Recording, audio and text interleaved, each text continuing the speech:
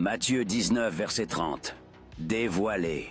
Plusieurs des premiers seront les derniers, et des derniers seront les premiers. Ce verset n'est pas une simple phrase. C'est un séisme, une bombe contre toutes les hiérarchies religieuses, contre toutes les structures humaines qui mesurent la valeur par la position, le titre, la visibilité. Jésus ne parle pas ici d'un ordre d'arrivée au paradis. Il parle de renversement complet du système de valeurs. Les premiers, qui sont-ils? Ceux que le système valide, ceux que la religion applaudit, ceux qui ont des titres, des diplômes spirituels, des certificats d'autorité.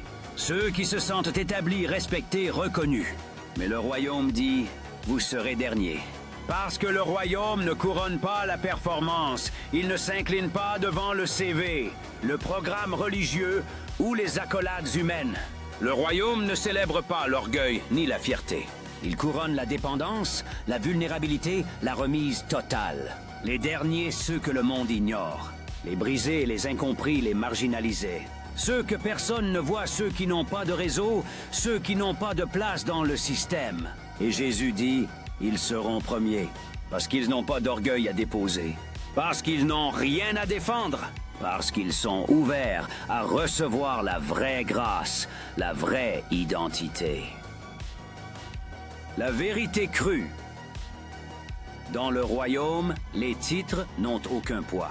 Les CV spirituels se dissolvent comme la poussière. Les rangs, les places, les positions, tout cela n'a aucune valeur devant Dieu.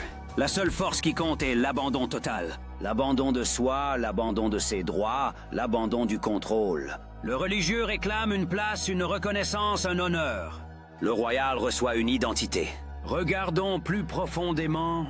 Les premiers qui seront derniers, ce sont ceux qui ont cru que leur valeur venait de ce qu'ils accomplissaient, de ce qu'on disait d'eux.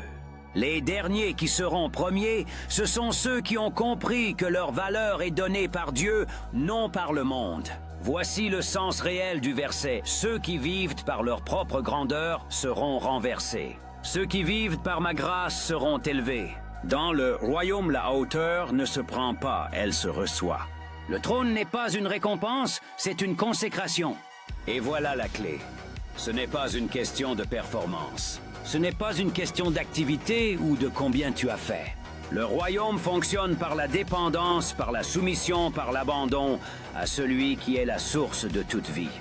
Le message est clair. Ne cherche pas à être reconnu par les hommes. Ne cherche pas à te faire une place. Ne cours pas après la gloire que le système offre. Ce que Dieu donne, personne ne peut l'enlever. Ce que Dieu élève, personne ne peut le renverser. Ce que Dieu consacre, c'est éternel. Alors, prends position.